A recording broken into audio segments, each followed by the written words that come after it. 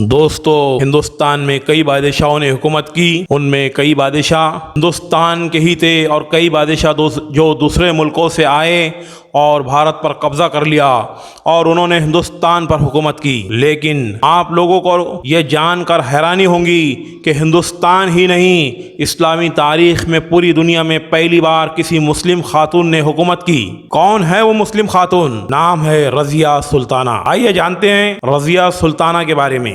1206 میں محمد غوری نے اپنے جیتے ہوئے پردیشوں کو اپنے غلام قطب الدین ایبک کو سونپ کر واپس لوٹ گیا. اس طرح بھارت میں قطب الدین نے گدی سنبھالنے کے بعد غلام ونش کی بنیاد پڑی. 1210 میں پولو کھیلتے ہوئے گھوڑے سے گر کر قطب الدین ایبک کی موت ہو گئی اور گدی پر اس کا بیٹا آرام سے بیٹھ گیا، مگر وہ بہت سست اور بزدل تھا. اس کو گدی سے ہٹا کر قطب الدین کا غلام اور داماد التمش بیٹھ گیا. دوستو، جب قطب مینار کی بنیاد دلی میں قطب الدین ایبک نے ڈالی تو اس کی پوری تعمیر کی ذمہ داری اس کے داماد التمش کو دی اور قطب مینار کی پوری تعمیر التمش نے کروائی. رضیہ سلطان التمش کی بیٹی تھی. رضیہ کے علاوہ اس کے 11 بیٹے بھی تھے، مگر رضیہ سلطان عقل مند تھی، ہوشیار اور بہت بہادر تھی. اس کے سامنے اس کے بھائی بڑے مکار اور بزدل تھے، اس لیے سلطان التمش کو سب سے زیادہ بھروسہ اپنی بیٹی رضیہ پر تھا.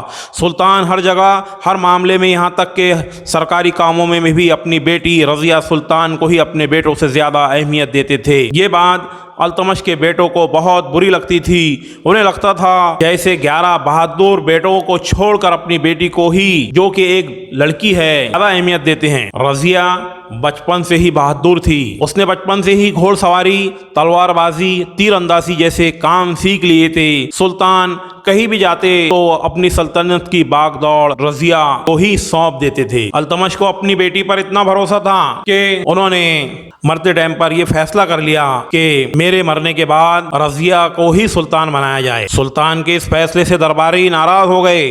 انہوں نے آواز اٹھانی شروع کر دی کہ سلطان اپنے 11 بیٹے ہوتے ہوئے اپنی بیٹی کو کیوں سلطان بنائیں گے، اور ہم لوگ ایک عورت کی حکومت کیسے برداشت کر سکتے ہیں. دوسری طرف التمش کی بیوی شاہ ترکان اپنے بیٹے رکن الدین کو سلطان بنانا چاہتی تھی، اس لیے وہ سلطان کے خلاف ہو گئی. مجبوراً درباریوں کے دباؤ میں آ کر سلطان کو اپنا فیصلہ بدلنا پڑا. جب سلطان التمش کی موت ہو گئی تو اس کے فیصلے کے مطابق رکن الدین اگلا سلطان بنا دیا گیا. رکن الدین ایک عیاش قسم کا انسان تھا.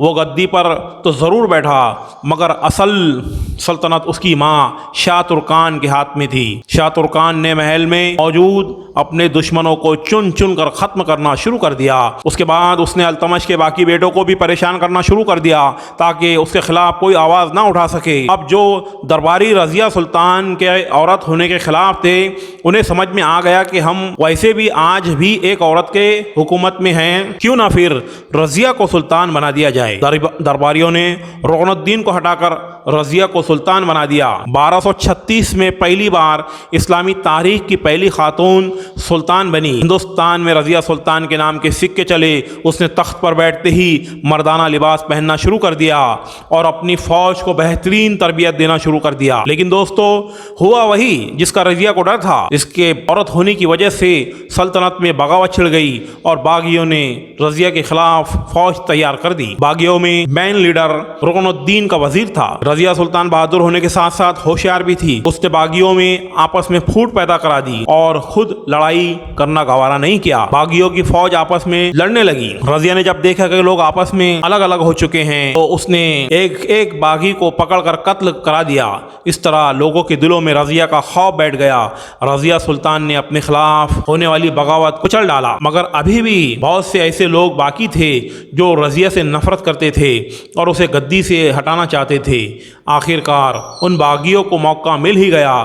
رضیہ سلطان کے محل میں ایک کالا حبشی غلام رہتا تھا جس کا نام یاقوت تھا. کہتے ہیں کہ رضیہ سلطان اس پر زیادہ ہی مہربان ہو گئی تھی. پہلے یہ غلام گھوڑوں کے استبل کا داروغہ تھا.